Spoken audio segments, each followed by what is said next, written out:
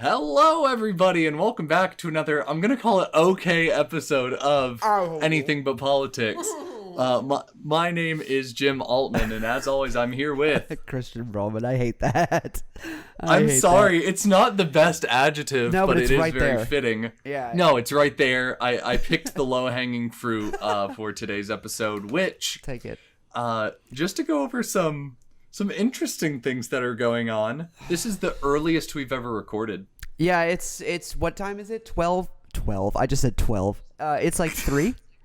It's like 3. Typically we record at like 7, 8 at night. It is 3 p.m. Yes, it 3:30. Very fitting for an AJR album.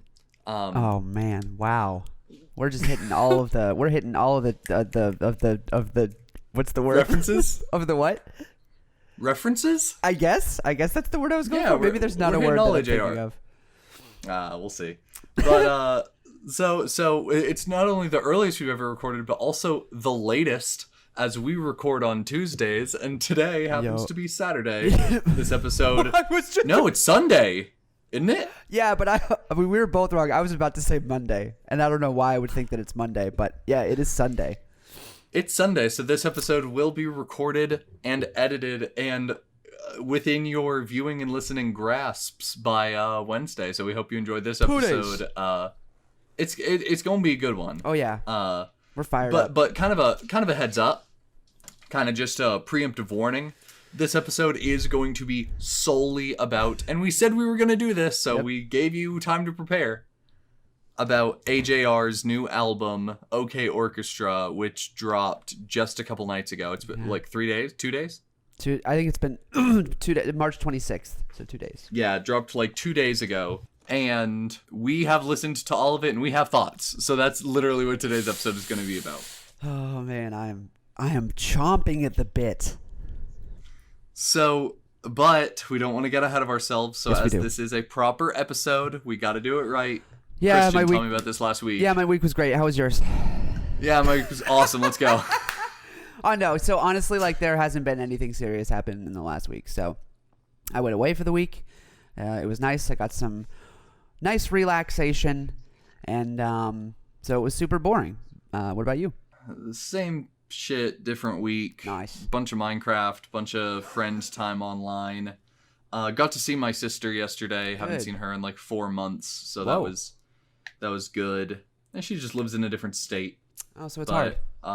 Yeah, I got to see her, ate at my family's last night. I see my parents about like either once a week or twice a month. Aww. So once every other week. Cute. So I got to go eat dinner with them. It was a good time. Had a good time. Good. Loved my family. Oh, that's lovely. I didn't silence my phone. I'm so unprofessional. That's the weekend recap, isn't it? Yeah, it sure is. In 2 minutes. That's a speed run right there. That's an Anything But Politics speed run. We are chomping at the bit. One, because both of us are really passionate about this band, their music, and this album. The other reason is because we are on a time crunch, Christian has work later today. I sure do. As soon as we get off of here, I'm probably going over to work, and I'm probably going to be late, but I don't even care. So let's not hurry through this, as there are important things to be said. Agreed. But let's go ahead and start with. Don't give me any songs, just give me album thoughts. What if... this is your warning, by the way. Go listen to this album. Either do it in whole, or as we touch on songs, we're going to go through them in order. Mm-hmm. Go intermittently, pause the episode, listen to the song. It'll take 2-3 minutes, then come back. And you'll have the freshest view of what the hell we're talking about. Hell yeah. But if you don't know this band, if you don't know this album, don't know the songs, I hate to say it, I really do, but in your best interest, love you guys, skip the episode. Yeah, that is only going to be what we're talking about. Yeah, you're not going to have fun if you do. You're not going to have fun if you don't care about what the hell this episode's about. And we're okay with that. I don't expect this to be the most popular episode, but definitely one that would be disingenuous for you and me not to make. Absolutely. Which means this might be 2 in a row that people are like, nah. Not to say the last one. Last episode we just talked about the podcast for an hour, which like some people might find interesting, but like I know from other people that they're like, it's nice when you talk about the episode, but. But like, you know what? Sometimes we just put out. Sometimes we want to put out what we want to fucking put out, and if 0 people listen, we do not give a shit. we have a balance of putting out what we want you all to enjoy and what we need to create. Absolutely, every and creator this must. is that balance. So Yeah. let's talk about the album. Give me album thoughts as a whole. Actually, do you want to go ahead and run the intro first? Let's run the foot. Shit! I'm so excited. I can't even. We're so pumped that like we're getting into it. Yeah, let's run that intro super quick. Welcome back. Love you guys. Let's roll the tape. Woo! Hello, everybody. dance. This is Jim and Christian. And you're listening to Anything But Politics.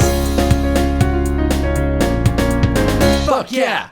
And welcome back, everybody. I hope you enjoyed that. The first of many songs that you're hopefully listening to today. Yeah, it's true. Get ready.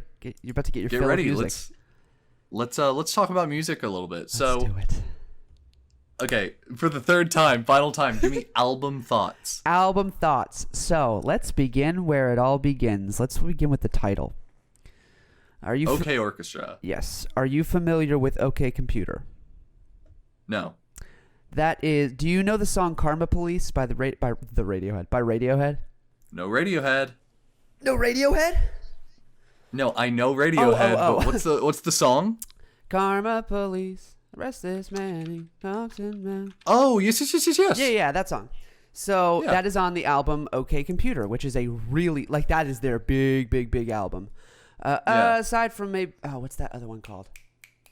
I can't remember what the other one's called, but there's another album that's also huge by them. But OK Computer is like a huge one. It has to be a reference to OK Computer somewhere. So I've started listening to OK Computer last time I haven't listened to that album in a very long time, but I started listening back through it and seeing if there's anything from this I've got nothing so far. So I don't know, and not saying that I would be able to find it if it is hidden in there. It's probably not obvious, but so far there's nothing. And I'm like 4, maybe 5 tracks deep. Yeah. But I don't know. But it has to be a reference to that. Why wouldn't it be? That is one of the most iconic albums of the 90s. Like, why? And like OK Orchestra, OK Computer, it just feels like it has to be, right? It feels like it does, but I wouldn't be a little bit surprised if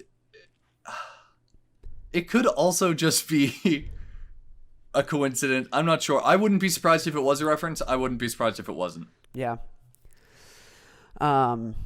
So maybe they'll say something about it, but yeah. If it is reference to that, then it's a bold move. That's a big album. For sure. That's a big album to like, not trying to, maybe not compare it to, but you're going to draw direct comparisons when you name something so similar to a super iconic album from the 90s, from one of the most iconic bands of all time also. Mm-hmm. So I don't know. I don't know how I feel about the move to name it OK Orchestra. How do you feel about the album title? There's constrictions on music as it is. There are bounds on music. Mm-hmm. I mean, it's been said a million times before that no music is new music anymore. Correct. We've created everything we can in the realm of sound, and everything is just a rehashing of things that have already been made at this point. Yeah. There's less constriction on, lexicon, on not only English, but like other languages.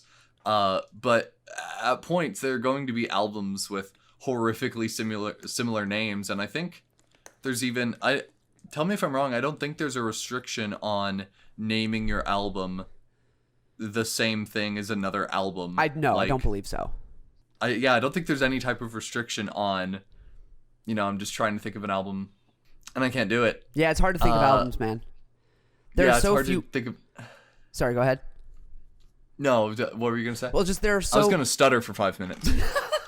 There are so few albums that like I've thoroughly enjoyed from beginning to end, like the whole album, that I don't remember most. Like there are some albums that I can remember because I genuinely love every single song in it.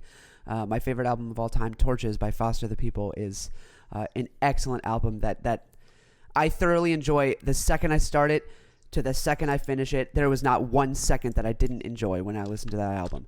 So I remember that album vividly. I know exactly what it is. But most albums, I'm like, there's like 2 or 3 songs that I really like. And that's how most albums are for me. So it is really hard to remember album titles. And with so many bands having so many albums, Yeah, exactly. You'd feel like it'd be ridiculous to. There you go. Aha. No, I've actually got an article up with same title, different album. So Jay-Z and Prince both put out an album called The Black Album. Interesting. Diddy and the Wu-Tang Clan both had an album called Forever. Didn't Weezer also put out the Black Album? Or have they not gotten They to might that? have. I think they have. I think T-Pain. recently. T-Pain and the Beatles both put out an album called Revolver. That's a... Those are different people. Exactly. That's what I'm saying. Yeah. So, like I said, I would not be surprised if they drew inspiration from such an iconic album, but at the same time, we are so constricted by our language that it's very likely it was just a naming thing. I don't know, because this is such a weird name. Like, I'm going to be real. I haven't liked the name since the second they dropped it. The second they dropped it, it's called OK Orchestra. I was like, I don't like that. I don't like it. It doesn't flow to me. It doesn't flow nicely.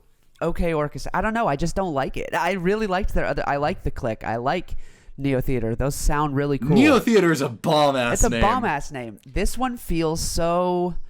Do they even say OK Orchestra on the album? They say Sad Orchestra. Yeah. Yeah, I don't think they do say OK Orchestra. I don't think they name drop. No. Because they name drop the Click. They Yep. name drop Neo Theater. Yep. I don't think they ever say OK Orchestra. I don't believe so. I don't know. It just Interesting. It feels odd to me. And since the revelation of remembering OK Computer, and it's like, oh, that's really close. And I don't know. I just have not liked it, and I can't bring myself around to like it. But that is, I hate to break it, but that is going to be a theme throughout this whole album. Is things I don't like. Really? That's fine. Yeah. We'll get into that, but yeah. I want to. What are your opinions on like the album as a whole and how you feel? I like the name. I have nothing wrong with the name. Okay. I'm so confused because due to the number of singles they released from it, Yeah. it feels so short. Yes, it does. I felt the same way. It has one more track than Neo Theater does. Yep. Yeah. Neo 13. Theater had 12. OK Orchestra has 13, and it feels so short. I put it on, and then it's over. Yeah. Yeah, I completely agree. And I guess it's because, yes, I'm skipping the songs that I've already heard a plethora of times, but I don't know, man. Yeah, and It feels short. it does feel short. I wish it were longer. And yeah. And when I did listen all the way through, so the singles are Bummerland, My Play, the Bang, and Way Less Sad. They're very spaced out. Bummerland and My Play are really close together, but for the most part, they're very spaced out. It's track 2, 4, 7, and 12. So between Bang and Way Less Sad, there's like 4 or 5 songs, and between My Play and Bang, there's 2 songs, and there's time in between. But you're right. Like when I did my first listen through, I didn't skip, but after I've gone through and listened, I have skipped the singles.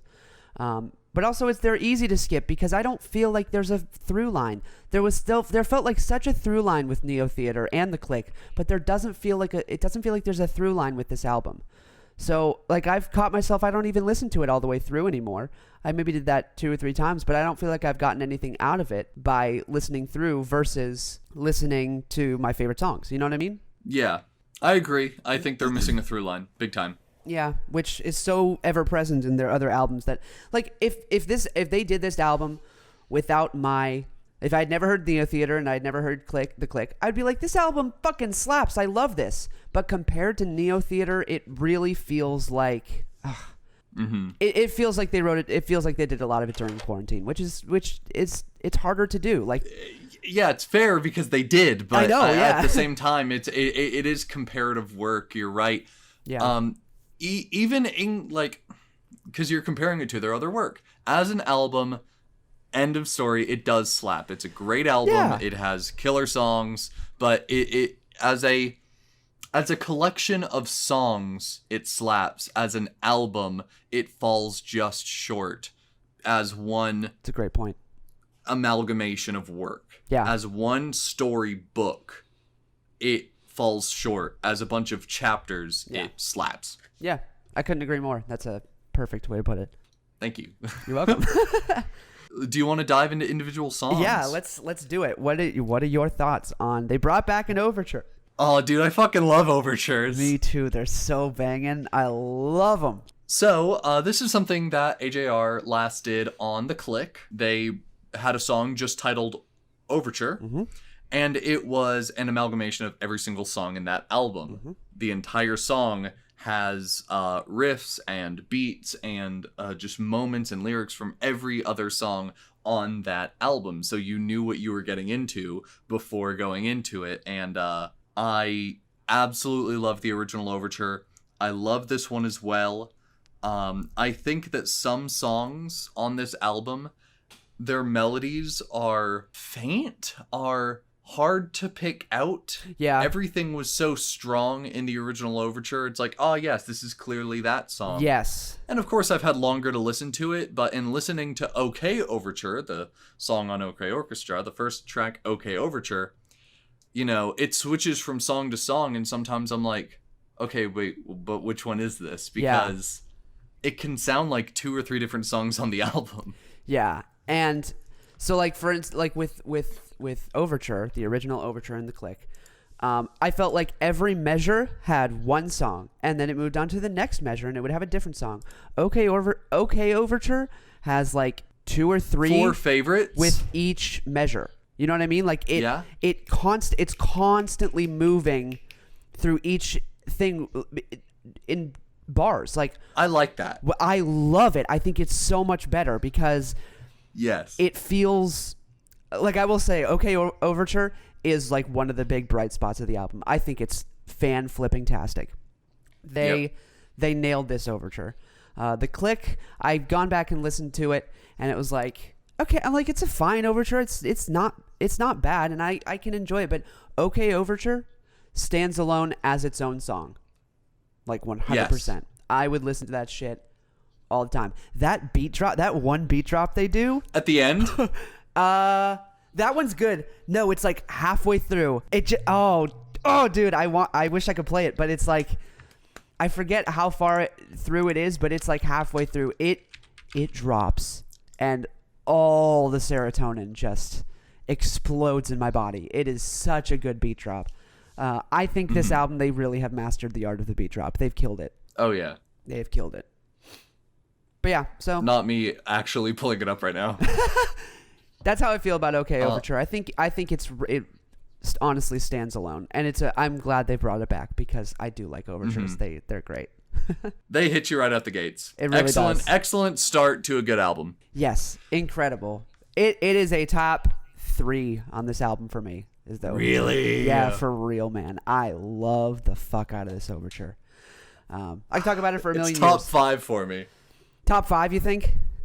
Yeah, because I have so many understand that. other songs on this album that are going to become favorites of mine. Understandable. So easy. Understandable. Moving on. Are you good to move on? 2, Bummerland. Bummerland, what do you think? Well, this is one that's been out for quite a while. Yep. I loved it. It's the quintessential quarantine coronavirus song. Mm-hmm.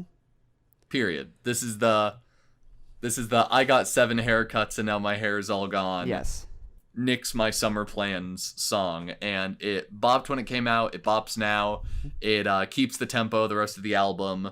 Doesn't quite have that through line as a couple of songs on this album missed, but is still absolutely a banger. Keeps par with the other songs. I love it. Yeah. We talked about it, I believe, on the podcast a couple episodes ago when we went through Way Less Sad. We talked a bit about it.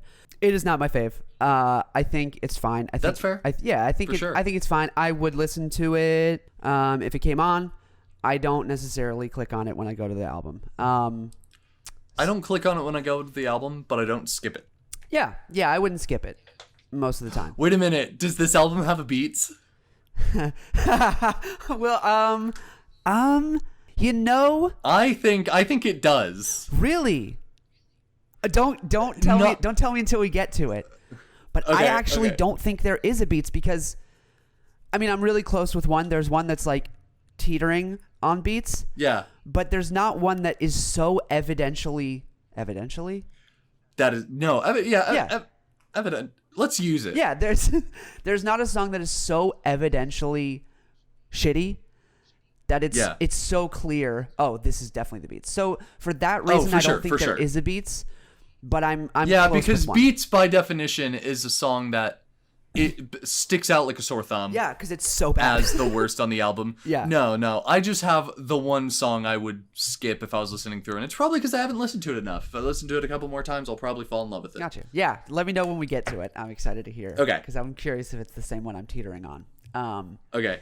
But yeah, I mean, Bummerland is Bummerland, and it's fine. I think it's fine. You know, I'd give it a solid 6. But that's a single, so let's move on. This is going to be so unfair. Okay. But when talking about my top 3 or top 5, I can't include singles that have been out for months. Me either. When I'm talking about my top 3, I'm not including Bummerland, My Play, Bang, or Way Less Sad. Yeah. Because those all slap. I love them all so much. Absolutely. Bang got way overplayed. Yup. So I distanced myself from it Yeah. and listened to it when I feel like listening to it, and that keeps it being good. Yep. If I listened to it every time it came on the radio, I'd hate it. Yep. Same. But it is still a good song at the end of the day, Yeah. hence why it's been played so much. Mm-hmm. You ruin a good thing by quantity. You sure do, So- which is why I hate the radio. But anyway. So I stay away from it. Yep. Those are all great songs. When I'm talking about top 3, I'm not including them. Agreed. I'm with you on that. So, want to move on. Let's move on to another top 3. 3 o'clock things. Dude, one of my top 3. I love this song. I love it. There is one thing in this song that they're going to regret, and I wish it wasn't in there. What is it? Sex is overrated, bro? Overrated? They're going to regret that so hard. I know for a fact they're going to regret that so hard. They are going to get clowned on that for a long time. And it's like, even if that is your opinion, which is a fine opinion to have, you're totally good. Yes. You can't tell me it's overrated. They needed to be a little more clear on it. I know this is getting into but sex, when you're out trying to get laid, sucks. 100%. I'm with that. The stories I've heard from a million people, I don't know a million people, but a million people have said the same thing, is it's not as fulfilling as you would think. Sex, when it's with someone you're loving, when you know what I'm saying? That is the bomb diggity, and you can't tell me that it's overrated. That you can't. Christian, you've proved your own point here. What's the lyric before, and maybe sex is overrated? What's the line before? I know it's all my friends are out getting drunk and having sex and getting wasted, and maybe sex is overrated. Hooking up and getting wasted. You said when it's hooking up, it sucks, but when it's with someone you love, that's fair. But that's not the point they're making. It doesn't. It feels like that's the point they're making, though. It feels like it, and I guess you're right. It's 3 a.m. All your friends are out hooking up and getting wasted. That's where this maybe sex is overrated line comes in. Yeah. It's not, I've been married for 3 years and my lover doesn't satisfy me anymore. That's not. I know. But I don't know. It's just, maybe it's one of those things that's so easy to take out of context. This one, warning, ring the bell. Ring the bell. Ding, ding, ding, ding, ding. Warning. This one gets political. So we won't mention very political. any of that here, but you may go listen to the song. Yeah. And form your own opinion on their political takes and then discuss it in a forum that isn't here. But I liked the song. Can I mention something about the politics super quick? We'll cut it out of the video. Seth, make sure you cut. Hey guys, we talked about the end of the song a little bit. Just a bit. It's okay. We won't do it here. We will not. But definitely go listen to it. I enjoy the song. Great song. Top 3 for me. End of take. Top three for me. Moving on. Moving on, My Play. Nope. Do we want to talk about it? Didn't we do a whole... No, our whole episode was on... Or our part was on Way Less Sad. Sorry. Yeah, our thing was on Way Less Sad. Yeah, my bad. Okay, My Play. It's a heartbreaker. It is a heartbreaker. And honestly, it goes way harder with the video. It goes way harder with the video. It shatters my heart into pieces every time I listen to it. Absolutely does. It's an amazing song. It is a really good song. as someone who's never had to experience its subject matter, they did it so well that I still was able to find my hurt in it. Yeah, samesies. Yeah, it's really good. It tugs on the heartstrings. Probably the best heart-tugging. It's vulnerable song in the album. Yeah, that's why. That's Yeah. why. It's because it's so vulnerable. Very. Yeah, I mean it's deep. It is actually like legit. Some serious stuff. They wrote from experience, and I wish I could have seen it, but I didn't make it around to watching their Spectacular night. Yeah, their one spectacular night. Yeah. But for like if you bought a specific like level of ticket, they had like tiered tickets you could buy, and one was you got to control what camera view you looked at, and they had one camera which for the entire concert was pointed at their father. Yep. Gary? And is the Gary cam? Is it Gary? I think it was the Gary cam. Yeah. I think it's Gary. I think it's Gary, yeah. And this song is about his parents' divorce and how it messed with him as a child.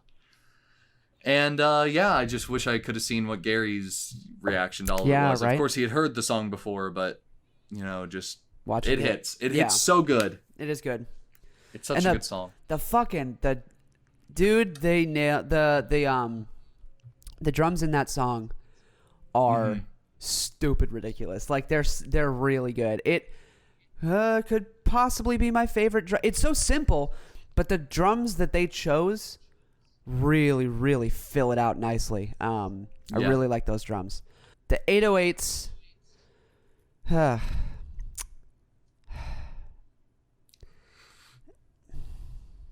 Yes, the 808s. The 808s, I have such a complicated relationship with 808s because whenever you listen to 808s, they just hit so nicely. They hit so well.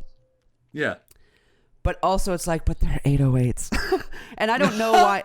I don't know why there's a stigma around 808s, but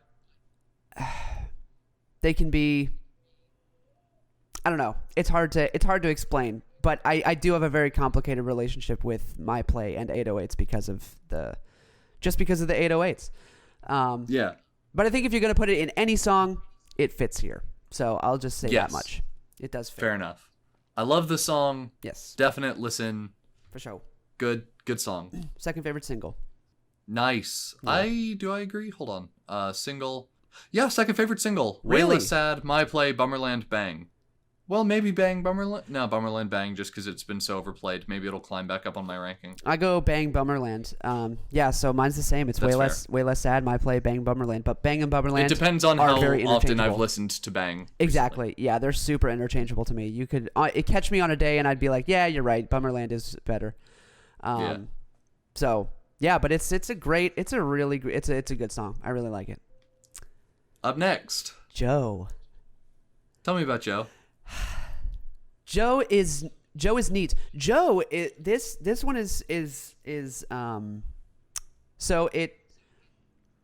When I first listened to it, I was like, oh, he's talking about an old school bully. Yeah. He's not. He's talking about an old a person from, I assume, high school, maybe middle school, or even elementary. Who knows? Someone he looked up to. Someone who he wanted Joe to think highly of Jack. Or Ryan, whoever wrote the song. Ryan writes a lot of the songs, so it could have been Ryan. But that's true. I have something to say about that much later. We'll get that at the end of the episode. Yeah, so Joe is somebody that Jack or Ryan or whoever aspired to be, looked up to him. And so now that they are this huge band and doing all the things and killing it in the world, they're like, hey, Joe, do you think I'm cool now? And it's it's interesting. And that piano piece is gnarly. Yes. Holy shit. This is the beatboxing track, is it not? It is also the beatboxing track. Yeah. Yeah, that was killer. I have it's interesting because there's a band I really like, Jukebox the Ghost. If you have not checked them out. I love Jukebox the Ghost. They're a blast and a half. I love them. I fucking love those guys. They have a song called, I believe it's Call Me Joe. It's either Call Me Joe or You Can Call Me Joe. I think it's Call Me Joe. Yeah. And And the piano riff in this song, Joe, reminds me a lot of Jukebox and the way he plays the piano, because he's a jazz pianist, and Ben is unbelievable. That band is something else, Jukebox the Ghost. But that piano riff is really eerily similar to a lot of riffs that they have done over at Jukebox the Ghost, which is interesting just because Jukebox just released this song, Call Me Joe. And here comes AJR with Joe. I don't think AJR has any clue who Jukebox the Ghost is, but it's just interesting. No way. They definitely know who they are. I don't know. Jukebox is not big. Yo, you know what? Actually, I just lied, because when I saw when I went to Firefly Festival last year, and Jukebox the Ghost did their set, AJR was backstage watching. And I could see Jack. Yeah, I could see. So maybe they are fans of Jukebox the Ghost, because AJR had a set right after Jukebox, and they were late to their set because they were watching Jukebox. So I actually That's so fucking dope. I love that. Yeah, I actually think they are big fans of Jukebox the Ghost, and maybe Joe is Is there a Joe cinematic universe? Oh my god. Because Joe, here's the thing. There's no way the dude was actually named Joe, you know? I just don't see it. Even Joseph, like, I don't see it. I think this is a made-up name, because I think you almost always have to make up a name when you write a song about somebody. Yeah. Even though there is a lyric in there that's like, maybe I won't change your name, and then you'll call me up. But I do think, like, you can't just write a song with someone's name, you know? Like, you can't do that. Yeah. You can't. Yeah. Because that is literally doxing somebody. The internet is so, like, you could, if you knew where Jack went to high school or middle school or whatever, if you found that out, and it's not hard to find that stuff out, you could literally find the person that they are talking about, and that is like, so there's no way Joe is his real name. If it is, then I think that's really not cool. Yeah. But yeah, so I think maybe it is in reference to Jukebox the Ghost. I don't know. That's really cool. I forgot about that. I forgot that they were actually fans of Jukebox. Anyway, what do you think about Joe? It took me a couple listens to like get into it, just because you're right.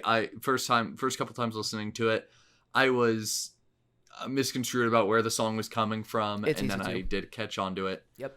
I don't have one beats for this. I don't have one song I'd skip either, but there are two that it's like I have to.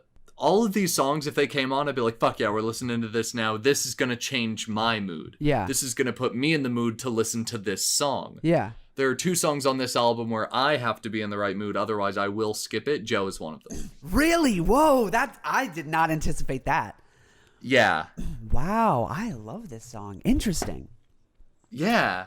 I don't know why. I could not tell you why. And like I said before, I think I did say, it's probably just because I haven't listened to it enough. If I listen to it a couple more times, it might become one of my favorites. Yeah. But as it stands, I have no songs on this album I'd skip outright. And all of these songs, if I wasn't in the mood to listen to it and it came on, it would put me in the mood to listen to it. But there are two songs where if I'm not in the mood for it, I'm just going to skip it. And Joe is one of them. That is interesting. I did not... Sorry. Yeah, I did not it see is that good. coming. It is good, just not one of my favorites. We'll talk about it when we record our next episode, which y'all will see next week, but will literally be in 2 days for us. Oh, geez, yeah. The weekend recap is going to be short next episode. Yeah. So, if you're good to move on, then... I am. Number 6, this is my beats. Really? I don't like this song, man. Did you know about Socks? Did I know about Socks? Do you know about the Socks lore? Oh, I don't know about the Socks lore. Bro, AJR's been working on this song for fucking years.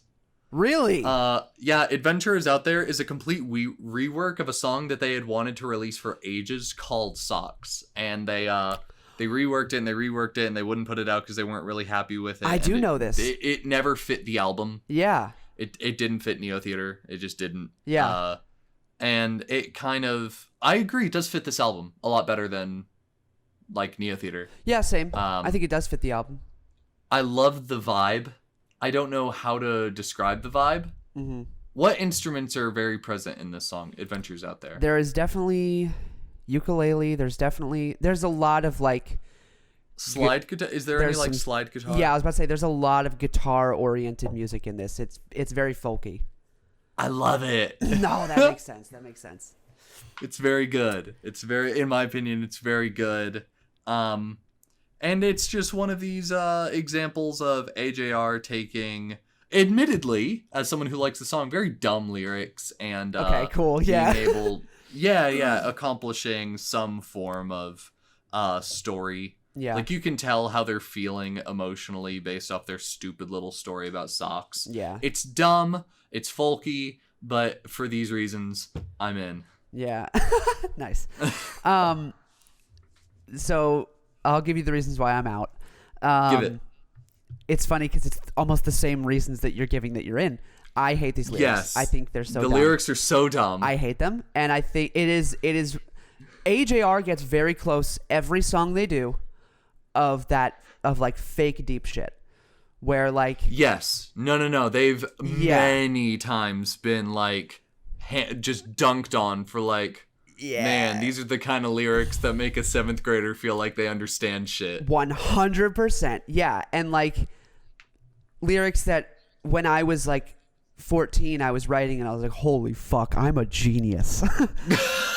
And like, well, to be fair, they've probably been writing these lyrics since they were 14, Christian. Very true. They're so young. I think people forget how young they are, but oh, dude, I went and when Mimi knew that, when she figured that the song was called World's Smallest Violin and was like, LOL SpongeBob reference, I was like, oh, how you met AJR? How I met AJR. I pulled up I'm Ready.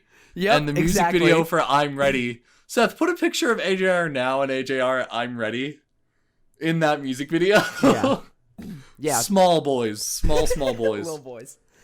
But yeah, so I really hate these lyrics. And every time I listen to it, I'm like, just why? Why, man? Socks? Like, it really hurts. Because, like, low-key, I've probably written a song about socks, man. That's such a classic trope of like, oh, I forgot. I don't know where my socks are. And it's just, like, it's so easy to be like, what if my socks represented something else? It's like your first introduction to metaphors. Yes. And it just really does bother me. And for that reason, almost that reason alone, because I don't think the music is bad. It doesn't. Yeah, no, the music brings it home for. I think if the music was bad too, I'd hate this song. Yeah. But because both elements are okay, it falls into a zone of good. So it just barely made my I really like it list. Fair. Just barely. My only thing about the music is, oh my god, it's so similar to Turning Out Part 2. That melody line, think? Listen to the melody line. The chords have to be the same, but listen to the melody line. It's stupid close. Like before we started the podcast today, I listened to both back to back, and it's like, yikes, just different instrumentation. So they're gonna get away with it. No way. Yeah. I'll listen to that. Yeah, for sure. I don't know if the chords are exactly the same, but it's close, and it's probably in a slightly different key. And the fact that Ryan sings it too, it's just like really brings it home to me. Is like, this just feels like a rehash of Turning Out Part 2. But fuck. Yeah, so that's my thing with the music only, is that and it's honestly a recurring theme through this album. They okay, I'm gonna preface by saying AJR, still one of my favorite groups. I love them, and every time they put out something that's like first day, I'm listening to the whole thing. Yes. Literally, I listened to this whole album at midnight when it came out. So I love this band. I really, really do. But I would be disingenuous to myself if I did not call them out on the things that I notice. Yeah. I think it's really cool when you do like, hey, look, this melody is from this and this melody is from that, and we took these and like it all weaves in, and it's like, that's really cool. But you're really, really on like dancing the line of lazy writing to me. Yeah, really dancing on the line of like, I just didn't write a new song, I just wrote new lyrics. Yeah, exactly. And like changed the MIDI files to now it's a cello, and we've got a fucking song here. Yeah, and like, so for instance, like in Way Less Sad in Bummerland, it's what is it? Bummerland, here I am. Better nix my summer plans, and then Way Less Sad. Better way less sad. Like it's this. It's what? It's the I've same. never fucking heard that. It's the same. It's exactly the same melody, and I'm almost positive it's the same key. And it's like that's a cool thing if it were somewhere else too, but it's just those two songs, and it makes it. It's like, oh, you needed a tagline for Bummerland and Way Less Sad, and so you just did the same one, rather than what they usually do, where it's like, oh, that's cool, like all the melodies are similar, and like it weaves itself in. But no, this just felt like, oh, you just took a copy and you put them on opposite sides of the album, so hopefully nobody would notice, and you separated it with my play. Like it just, if it were present in a few other songs, then maybe it would have given us that hint of a through line that we were missing. Exactly, but it's just in those two. Placing it in just two songs in almost the same key. On opposite sides of the album, and when you released them as singles, you put my play in between, so hopefully nobody would notice. That's not a through line. Say what? That's not a through line. Exactly, it's not. It fell short. It's just, it feels like lazy writing, and they do it sometimes, and it bothers me quite a bit. Because I really love for songs to have some sort of unique value to them. I think one of the best ways you write an album is to have every song feel the same and also be unique. And it's really hard to do. And I do think they did it really well with Neo Theater, and I think they did it really well with The Click, and they didn't do it here. That's fair. So that's how I feel about Adventures Out There. Oh yeah, that's how I feel about Adventures Out There. Is it just feels like some of it is lazy writing, both with the lyrics and the music, and that's why, for those reasons, I am out. That's fair. Seth, can we have a reality TV show stinger sound effect there? This is very interesting, because here's the deal. Next is Bang. Do you even want to talk about it? I don't. I don't have words to say. Yep, it's single, it's their big song, it's whatever. If you've never heard it before, listen to it once. And you're good. How have you never heard it before? You got it. First off, how have you never heard it before? But two, if you haven't heard it before, listen to it once. Even if you then stop. Even if you hate this group, have you never been to a gas station? They play it at the gas station every fucking day. I know, because I get gas every fucking day. And it's constantly on. So you've heard it. Maybe you didn't know it was Bang, but you've heard it. Or did it get on TikTok? It was all over TikTok for a little while. Anyway, it's a song. It exists. Cool. Good job, guys. Track 8, we're going to talk about The Trick. How do you feel about that vocal technique? Dude, I was waiting for it. Dude, what the fuck, man? Here's the thing. They could win me on it. They really could. If they won me on it. If they tell me that it is directly what's the word? When you're inspired. Oh, when you're directly, if it's directly inspired from the Duck song, then they've fucking got me. They have fully got me. But if it's not, and they were just like, this kind of sounds cool, I hate it. I fucking hate it. But the second it came on, I was like, hey, this sounds like the vocal from the Duck song. You know the Duck song? Yeah, Duck walked up to a lemonade stand. Yeah, it sounds like if you put some vibrato on it, it would be that guy. I wouldn't be surprised if it's that guy. But no, it's probably one of them, and they fucked it with their vocals a bunch, and like, cool. I mean, it's cool that you were able to do that, but why? What is it for? What does it add to the song? It's funny because you know the song "Lonely" with that high-pitched vibrato voice. Yeah, that. You know how that's everyone's favorite part of the song? Sure. They were like, there has to be a reason it's everyone's favorite part. Let's make the whole song that voice. Surely no one will get annoyed by it. Yeah, it gets annoying real fast. No, I like it. Like I said, sorry. I think I enjoy it. It really teeters. Like, I catch me on a day and I'm like, this is so cool. Or wow, this is just dumb for no reason. Just bad. Yeah. It is both grating and enjoyable. I think there's my spectrum of AJR songs are songs that I love, and if you don't like it, I don't get why you don't like it, because it's that good to me. Yeah. My lower end of the spectrum is I like the song, and if you don't get it, I understand why. Yeah. My spectrum doesn't really include outright not liking a song. Aside from beats. And yeah. I want to say that's not for a biased reason, like, oh, I just love the band so much they can't put out a bad song. Right. No, they definitely can, because the songs that I'm saying that I like, and if you don't like it, I understand why. I feel confident in saying that, yeah, that's probably a bad song. I like it. And I get why you don't, probably because it's a bad song, but I do enjoy it. Yeah. I don't enjoy it because it's a great song. I probably enjoy a bad song. But yeah, that's my spectrum. My lower end of the spectrum includes just liking it. Yeah. So I don't have a song I don't like. And Trick, I like. And if you tell me that you don't like it, I get it. Yeah. I do. It makes sense. My thing on it is, and this is another thing with AJR for me, is like they're always so close to me being like, fuck this band, man. Like, I really do get very close, and I think some of why I stick around is bias. And yeah. And also a lot of why I stick around is they do put out good stuff. And dude, they put out great fucking shit do because we're going to talk about the next 2 tracks and I'm going to go off. yeah, me too, man. But the thing with the Trick is like, I do not understand these lyrics, man. I've tried. And, like, I don't get it. I don't get what the song is about. Do you know what the song is about?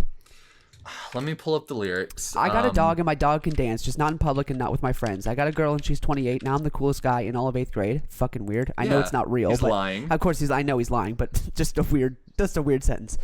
I know a kid Yeah. that you never met. His dad is a rock star. We smoked in his van. I know a Trick. Do you want to see? I can be anything that I pretend to be, which is the fucking... Mr. What is his name? Bad. We talked about him. He's a horrible director of horror film. Plot twist guy. Fucking, what is his name? What are you saying to me? What? I'm sorry. I dissociated for a second. What are you saying? Shyamalan. What is his name? M. Night Shyamalan? Shyamalan. M. Night Shyamalan plot twist of like, oh, he's lying. We'll get out of this. We'll get out of this too. I'm not proud of this, but I'm not proud of the truth. And if you run from me, I'll use my trick on you. The truth is that I'm screwed. Do you wanna hear this from Genius.com? Yeah. I don't always accept Genius explanations as solid truth because literally anyone can write this shit, but I do like this. It's reminiscent of the 2018 hit Pretender by Steve Aoki, who I love. Which featured AJR and Lil Yachty. Yeah, I remember that song. Both Pretender and The Trick deal with social anxiety, insecurity, and have a narrator that lies in order to get what they want in the world. The biggest difference between the songs is that Pretender has a narrator who lies to themselves by putting on a false persona to the public, while The Trick has a narrator who tells lies to other people, such as, stupid shit, the dog, the dating a 28-year-old while in 8th grade. Right. The narrator in The Trick expresses regret in this behavior, while the one in Pretender does not, though they do acknowledge it as wrong. So, the song at its core is about the same shit that Pretender is about almost, the social insecurity and anxiety and how they deal with it outwardly and with people. Just choosing to do it in a different way than Pretender does, which kind of loops back to your idea of borderline teeter-tottering on lazy songwriting, rehashing a similar idea from a different perspective. Which is cool. Which I respect from an artist's standpoint. Yeah. Revisiting something with a different lens. Yeah, I actually think that would be... I've thought this for a long time. I just think it's hard to make it happen. That would be a really cool idea for an EP. It's like, tell the same story from different perspectives, get a different song out of it for each one.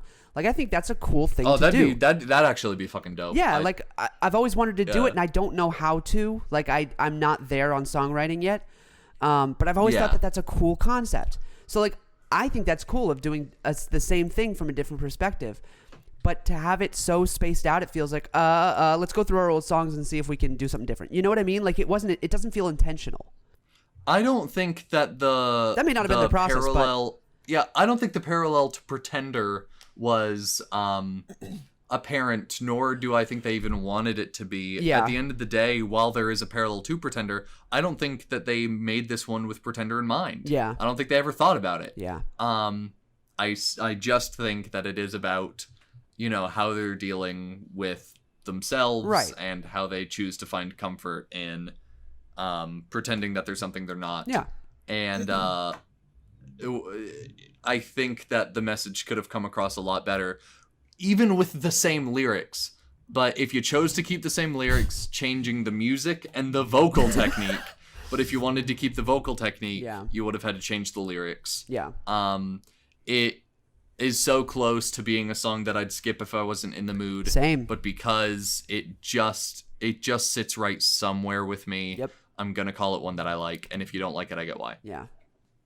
Yeah, I think that's the risk you run when you create such a weird song, is that like people are either going to fall in love with it or absolutely hate it, and then there's going to be some people that do both.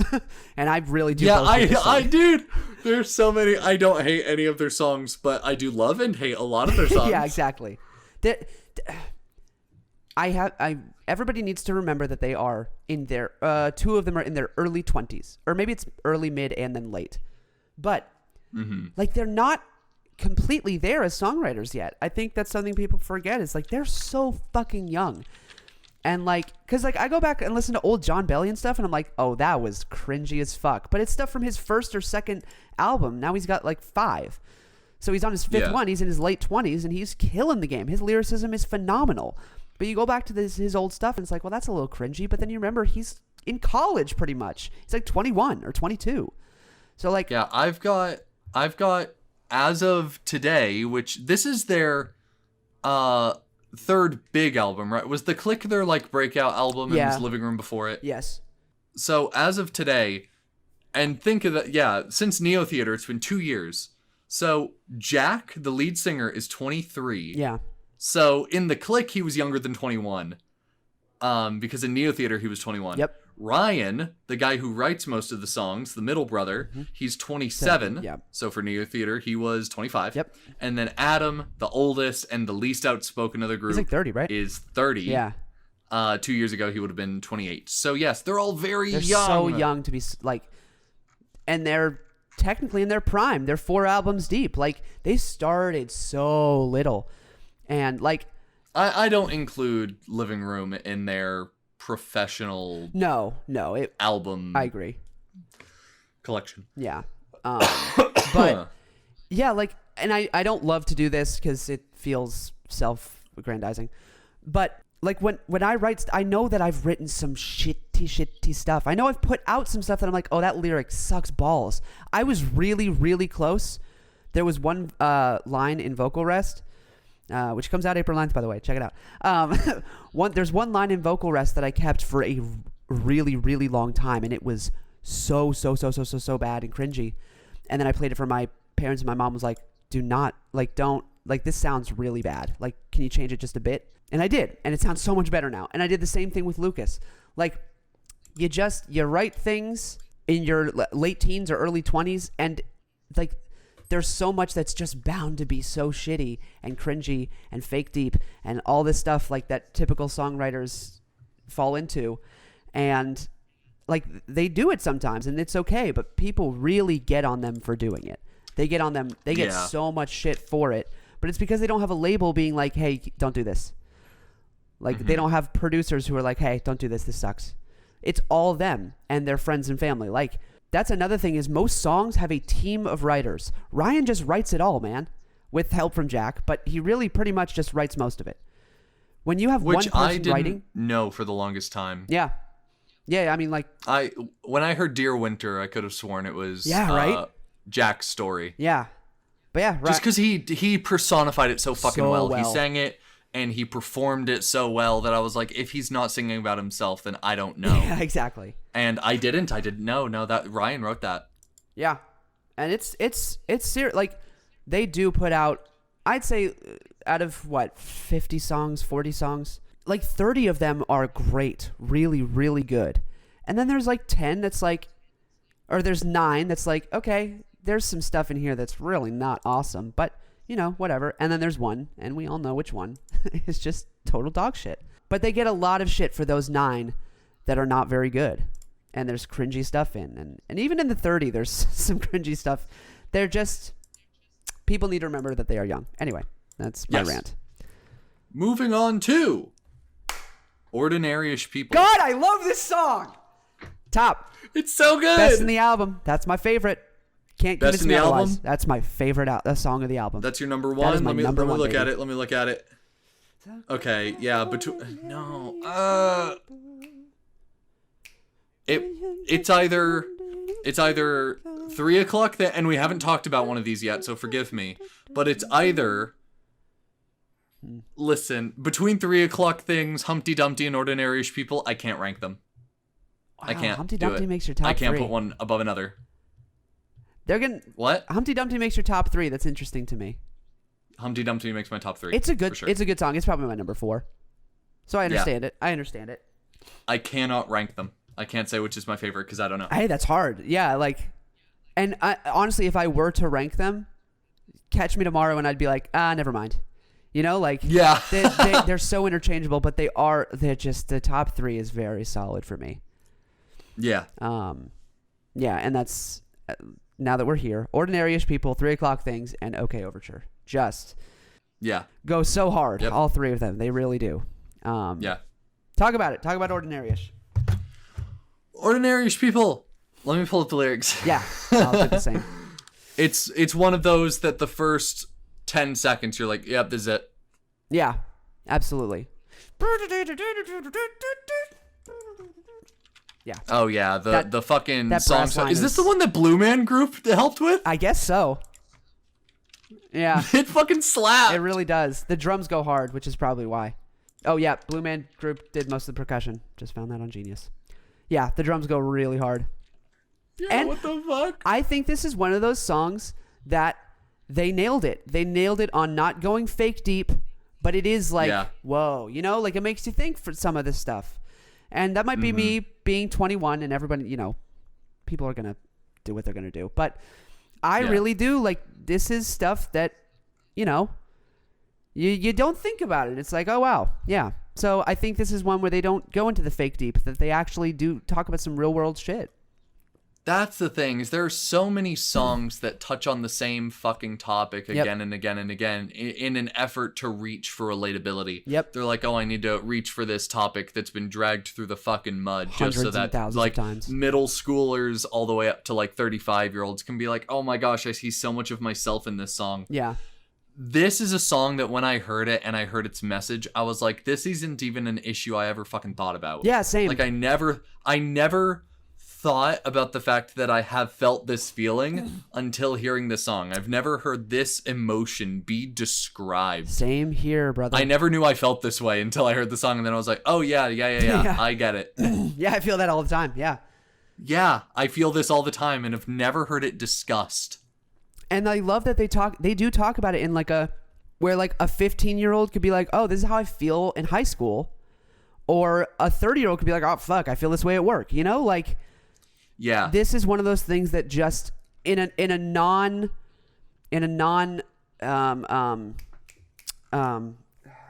it's 3 p.m. I woke up 2 hours ago. I can't think. In a non desperate way are trying to get everybody to feel the same way about the same thing. Yeah. But it doesn't feel like, oh, please relate to my song, It doesn't feel that way. It feels like, yo, this is how I'm feeling. And they've made songs that have that vibe. They do. They've made relate to it, please. Please relate to this song. Don't you feel this way? It just feels very like I'm trying to get attention, or I'm trying to get people to, in the way that a lot of comedians do the same thing. Yeah. But this feels very like, I feel like everybody feels this way, but you don't realize it. And and I completely agree with you on that. I think that's a great way of putting it. Yeah. But Plus the music lyrics slaps. great, music great, percussion slaps. It's fun. It's good. It's just good. It's just really, really good. I love this song. It is the one that I will like, okay, time to start listening to OK Orchestra. Let's go to Ordinary-ish People. Yep. Which is like, why is it all the way at number 9? Right? Because this is a song. It's because it starts with OK Overture, Yeah. and they know that they're allowed to have a couple shitty songs in between. True. And you'll stick around because you're like, but that first song though. Yeah. Because OK Overture slaps. Bummerland, it's good. 3 o'clock things slaps. My play slaps. But it breaks your heart. Yeah. Joe, it's good. good. Adventures out there. It's okay. okay. Bang. Stop playing the trick. Weird.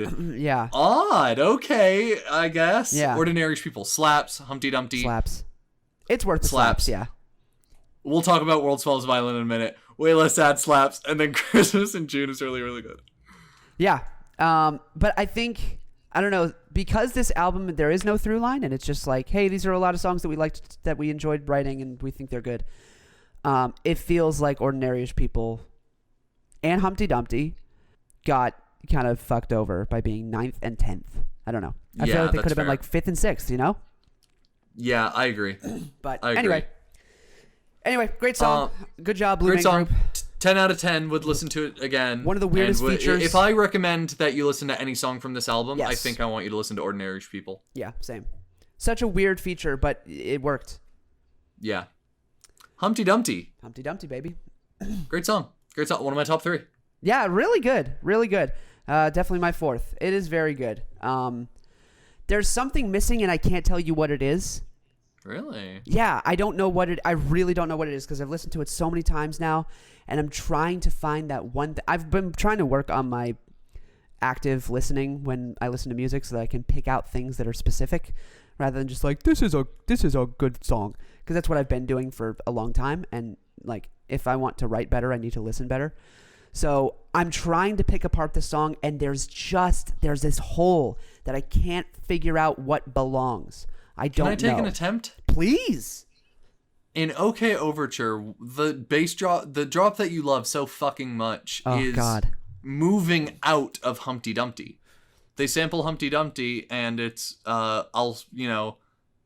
he said screw it, I'm gonna smile right through it, and I'll scream when no one's around. And in OK Overture, you get this when no one, and then it drops and it fills, and it's amazing. Yeah, it is nice. Humpty Dumpty. You've heard that before, but you never get that. There's no drops in Humpty Dumpty. Which is weird for its title. You'd figure something would fall.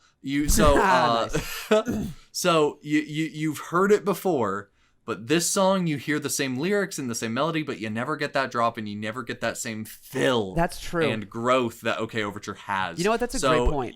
I never feel thought like about you're it missing that way. something. You feel like you're missing it. So in this case, you're like, oh, this, yeah. Very rarely does an overture take away from a song, but I think in this case, OK Overture did take away from Humpty Dumpty in that way. Because That's so interesting. It gave you a taste of something that isn't in the original song, but that something was so good that because it's not in the original song, you feel like it's just missing from it. Interesting. That's a great point. Hey, big claps for Jim. Let's give Jim big claps. That's very insightful. Good job. Yeah, Thank you. I think you're downright correct. Mm-hmm. That's got to be it, because it feels kind of empty. It does feel empty, and maybe that's why I couldn't find it, is because I just kept going back and listening to the song rather than listening to it in context. Yeah, that you nailed it there. Maybe I'll go back and listen to it, and it'll be a different experience now that knowing that. But yeah, great song, loved it. Top 5, faux show, enjoyed it. How do you like World's Smallest Violin? This is another one. Same. This is another one of theirs. Weird. Yeah, this is another one of theirs where it's like it's really close, and different days are gonna have different outcomes for me. Yeah, I think this is one of the only songs that my opinion will change by the day. Yeah, yesterday I loved this song. Yesterday I jammed to it 3 or 4 times. Today, I don't think I'm going to listen to it at all. Like, it really is a day-to-day thing of, like, I don't know how I'm going to feel about World's Smallest Violin. It's cool. Yeah. I like what they did at the end with the tempo change. That's hard to do. With, like, but I wanted them to go faster. You know what I mean? I felt like they could have done it. I felt like they could have gone faster, but I wonder if they ran out of lyrics. Yeah. And the lyrics in that last bit are good. They are actually really good. And it gives you that feeling of, like, a panic attack, you know? Like, I haven't had a whole lot of panic attacks in my life, but that last part is like that feeling of a panic attack, and it's kind of nice. I really like it. I really like what they did with that last bit. But let me listen to it a couple more times, and I might be able to give you a better. Yeah, that's the only part I like, though, is the last like 30 to 45 seconds. The rest is like, okay, cool, cool, nice song, guys, good job. But the last bit just gets it. Pretty clearly, I don't know much about the verses. I can't tell you about, like, my dad was a fireman. I think I bored my therapist. So him playing his violin is him ranting and him venting about, the shit that he's dealing with. Yeah. And his grandpa went through shit, his mom went through shit, his dad went through shit, and he feels like his shit doesn't stack up against the crazy shit that they did as a fireman and as someone who fought in a war. So, he feels like all of his venting is literally, it doesn't stack up to what they went through, so he kind of keeps it to himself. I think I bored my therapist while playing my violin, which is him venting. And the world's smallest violin really needs an audience, and if I don't find somebody soon, I'll blow up into smithereens. He just doesn't feel like he has anyone to talk to about the shit that he's going through. And even if he did, he probably wouldn't, because it doesn't stack up to the shit that he's seen other people go through, so he feels like it's not worth it. Yeah. It's a good message. Yeah. It's a good song, but I don't know. There's something about it, man. Yeah. I don't know what it is, but that last verse 3 slaps the hell out of the song. It really does. And that's what keeps it up in my won't skip it. That's Yeah. what keeps it up in my won't skip it territory. And let me just say this super quick, just from a producer aspect. Yeah. That is so hard to do, to have a consistent speed up of tempo. That's pretty easy to do live. Not easy, but it's like I've played in a live band before. And when you have to up tempo, everybody just kind of follows the drummer. It's pretty easy. But when you have to have a continuous speed, I don't know, unless they used MIDI. If they used MIDI, then that's super easy. But if they did not, and they used samples and stuff, which these guys are the kings of MIDI. They are, but they also use a lot of samples. So, which is actually harder if you have to do both MIDI and samples.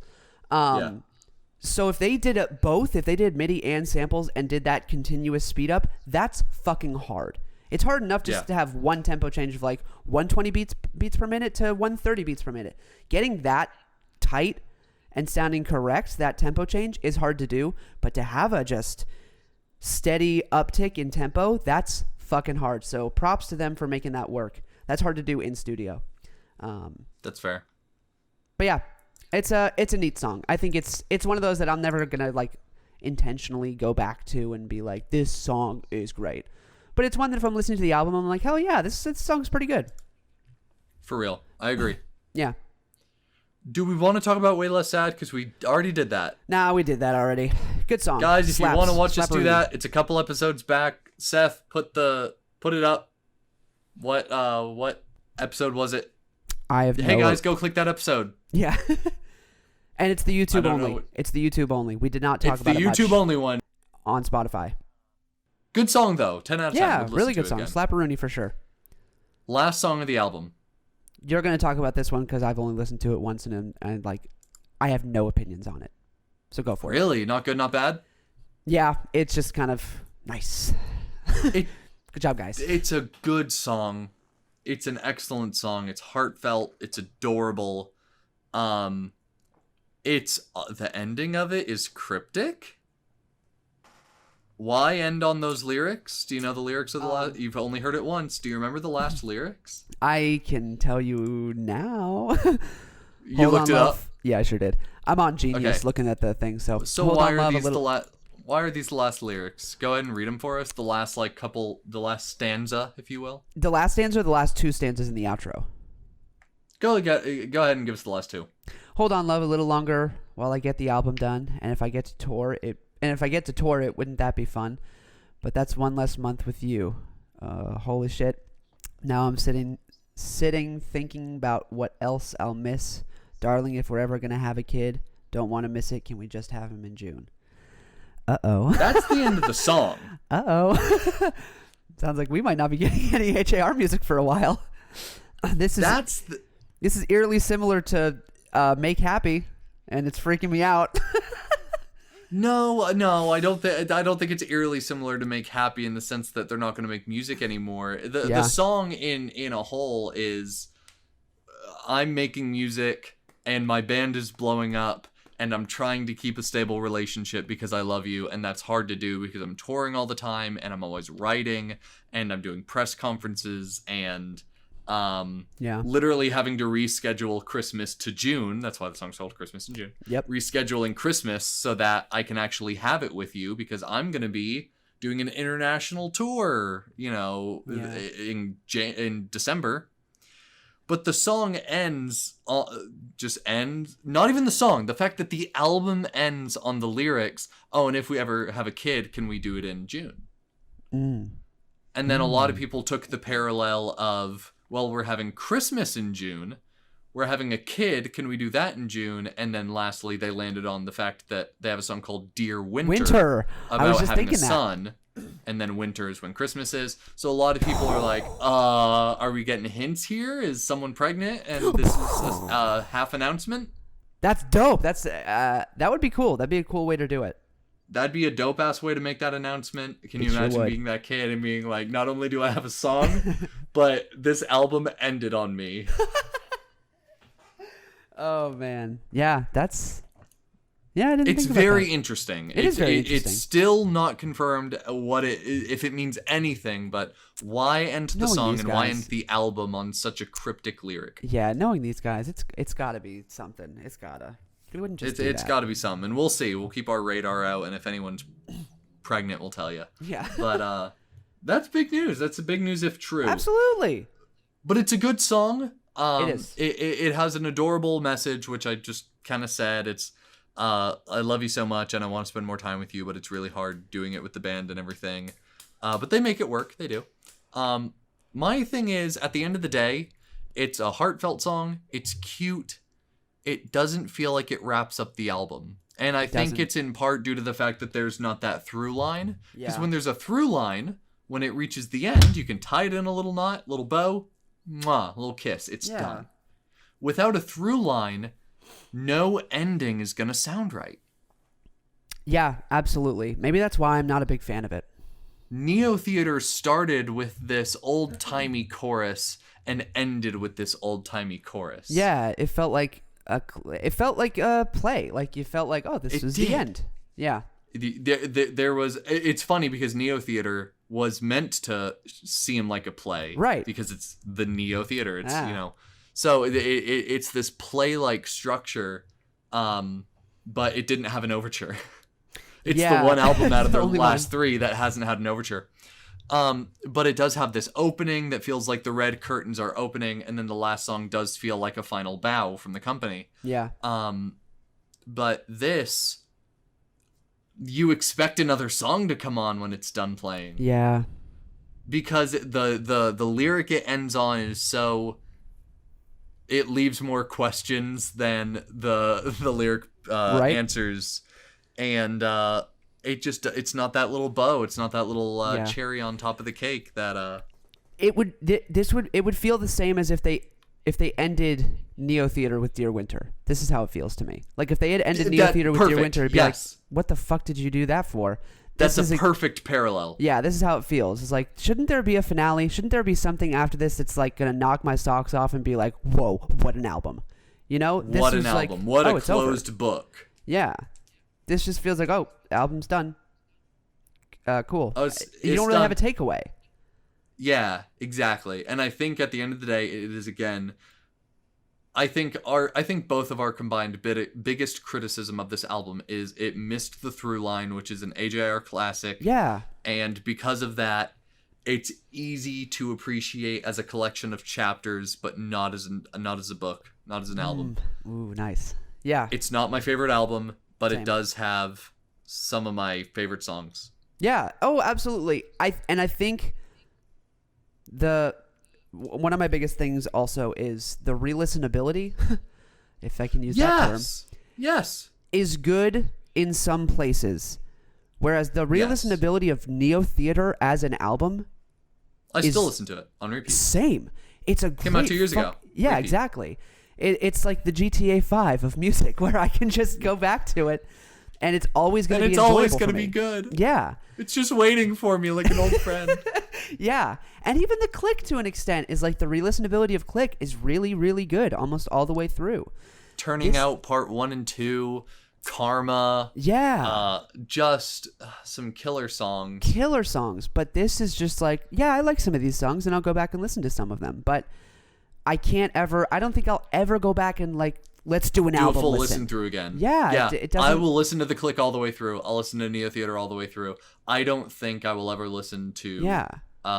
I don't think I'll ever listen to OK Orchestra all the way through again. Yeah, because you in don't get a year's much time, more. I don't see myself doing it. Same, because you don't get much more out of it than if you were to just go through your favorite songs of it. Whereas Neo Theater, if you went through your favorite songs, you're missing out on this incredible and it's because of that through line. We're gonna keep hitting that. It's because they're missing that through line that if you took a chapter out of a book, you're like, I'm missing something here.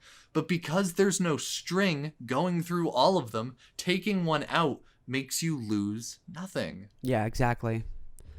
And I said it a little while ago on the podcast. I think Neo Theater was their peak.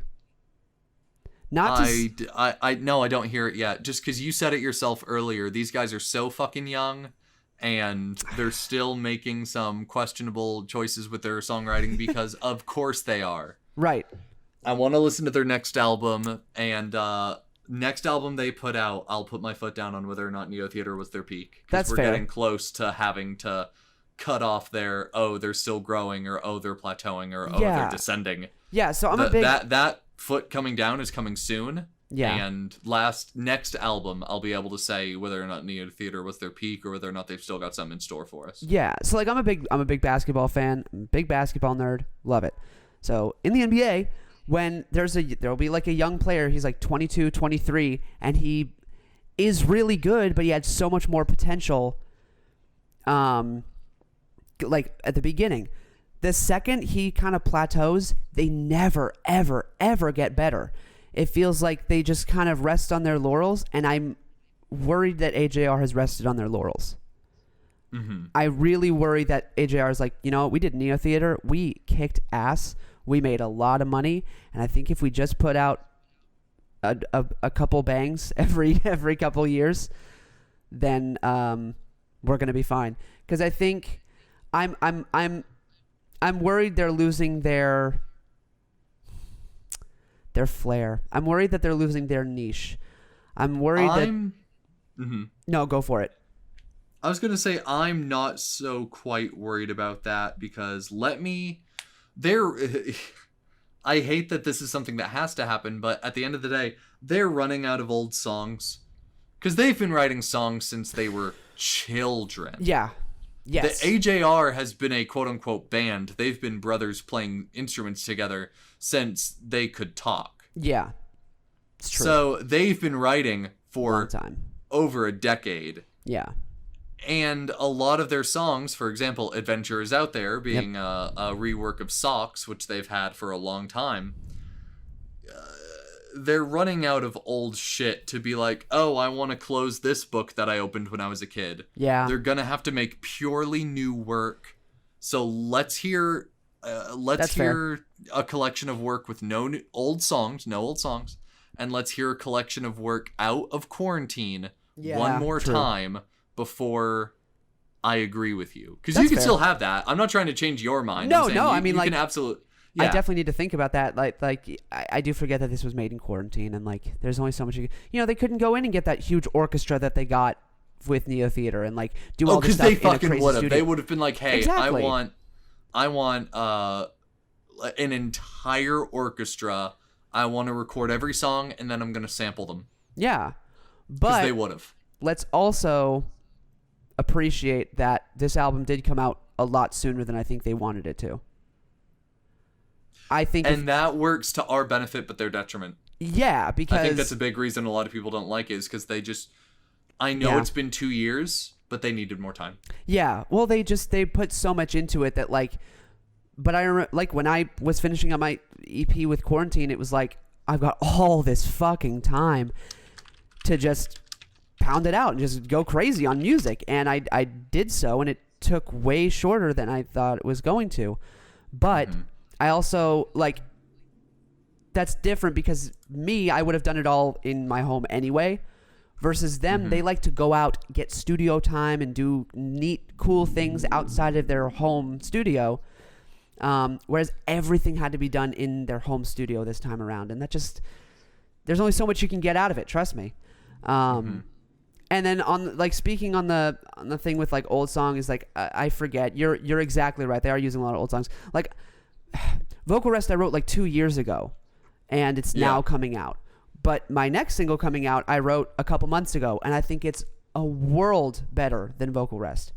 As far as the lyricism, as far as the music, as far as pretty much everything.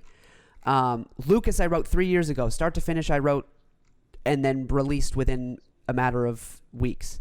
And that one is just so much better. So, like, I forget that they do have a lot of old songs, and they've been writing since they were actual children. And here's another thing that is probably keeping them from doing it 100% is because their passion for music does not stop with AJR. Yeah, exactly. They write AJR for so many writes people. for other artists. Yeah.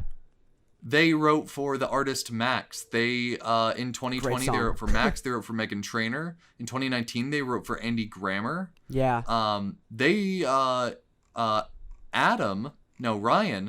Ryan composed "Good to Be Alive" by Andy Grammer in 2015. Bad. Great song. That's composed by Ryan. Yeah.